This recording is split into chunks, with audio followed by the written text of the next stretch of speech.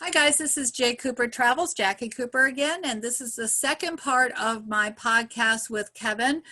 He has also done a small podcast on my career podcast, which the link will also be in the little box, which is underneath the podcast and underneath the YouTube. But Kevin and I were talking, and we realized that even though I had asked him all of his questions about his accounting business and everything that he's doing, I forgot one of the things that I love, which is the travel side. So we got right back on the podcast, and we're going to talk about one of the areas that I love. And he has actually been to many places that I haven't been yet and that are on my bucket list to travel. He's been to places both in the United States as well as overseas. Kevin, you and I have been talking about the fact that I totally respect the fact you're bilingual because I'm not. And you were sharing that you came at the ripe old age of 14 to the United States and that you came from Guatemala. Can you tell me more about places that I should go or those that are listening should go when we visit Guatemala? And then we'll also talk about some of the United States places, but it's on my list, especially when you were talking about the ruins. So I'm going to stop talking so you can kind of just paint the picture of where I should go. So yeah, Guatemala is it's a very beautiful country. I really like the fact that there is a lot of places to visit, even though it's a very small country, but it has a lot of history when it Yeah. comes to Mayan roots. Um, Definitely, I think that the first place that you should visit, or at least you should at least consider not leaving Guatemala before you come and visit this place is Tikal. I really like the fact that we have that there. I mean, it's it's really awesome having something left by the Mayans. But I guess the fact that is that that place is very amazing. It's really amazing is because there is a lot of history there. The Mayan ruins, I mean, all of it has its own history. I mean, if you could study the history of Mayans, you are going to really see that there is a lot of rich culture there when it comes to a lot of the traditions that they had. Yeah, also a lot of the science that they discovered. I mean, they based their own pyramids, like their own ruins, in constellations.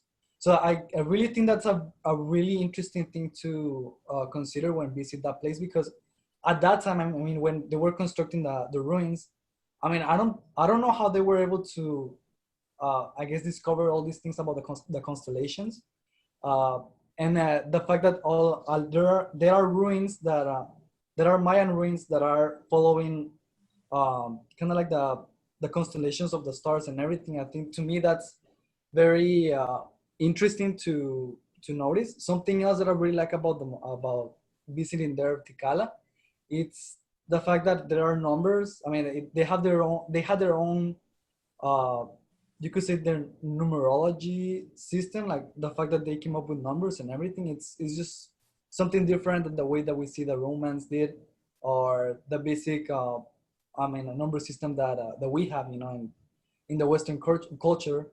But when it comes to the Mayans, I mean, they developed their own system. They had their own communities. I mean, living, I mean, within themselves and all of that. Even though, I mean, there were a lot of wars at that time when it came to for them to have a lot of power.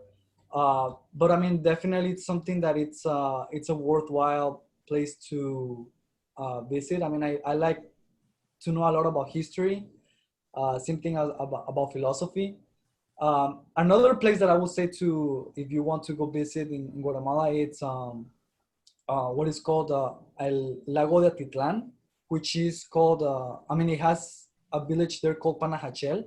There are, if you're going to look for an adventure and everything when it comes to, I mean, really travel through the lake and everything that has to do with really enjoying um, to see the picture of, or not just the picture, but in real life how the volcano looks like. It's really, I will say that it's very. I mean, I cannot even think of the words to describe it, because I mean I really like the place.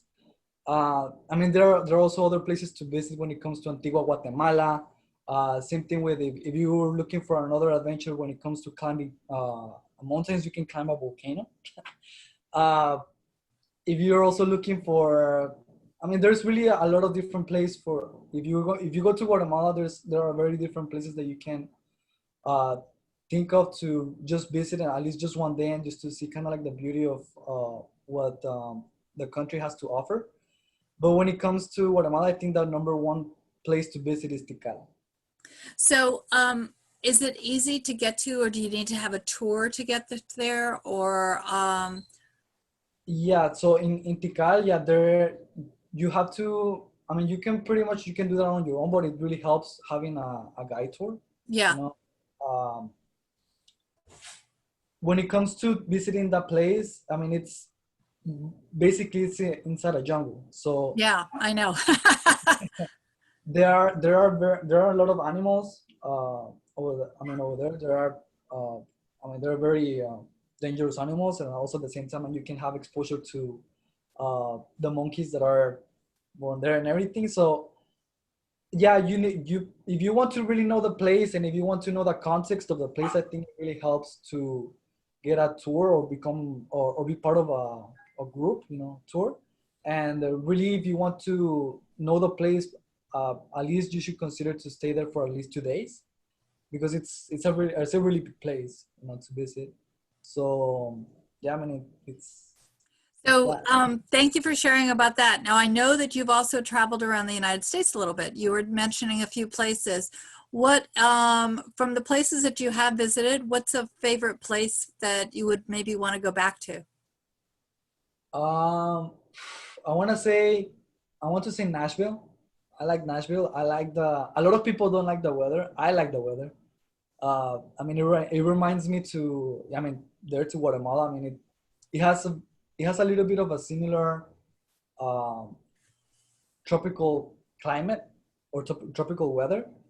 I really like Nashville when it came to, I mean, really it's really different to LA in the sense that I mean the city itself is really not is not that different when it comes to infrastructure, but just the fact that I mean the weather, the people, same thing as the places to visit, like to eat and everything. There was a place that I visited that it was a restaurant. I don't remember the name of it, but I think it's called Monet's. Um, I like the fact that that its own um, kind of like theme is to share a meal with a friend or something Oh, like that. that's nice. Yeah, supposedly you go there to the restaurant, like not knowing anybody, and you come out of there knowing a friend or something. I think that's the theme of the restaurant, and I really like that. Um, yeah, I mean, it's to me Nashville. It was a really nice city. I mean, I would like to travel also to the other parts of the East Coast in the United States. But yeah, I mean, I think Nashville is a city that I would like to visit again. Definitely. I will make sure that on the podcast, there will be information in the block, both about how to reach Kevin, but also I'll try to do some research on that restaurant that you mentioned, so that way individuals can look that up. And also don't forget that on the little block, I'll also provide you free access to I Go for Less, which is the wholesale member only platform that I share. And that way you can access up to 35% savings when you travel on excursions, both globally to Guatemala as well as locally here in the United States. So thank you so much, Kevin, for sharing on all the podcasts today. I am super excited to push them out so that way people can learn about your story and where you've been and what you're doing. So thank you so much. Thank you. Have a good one, you guys.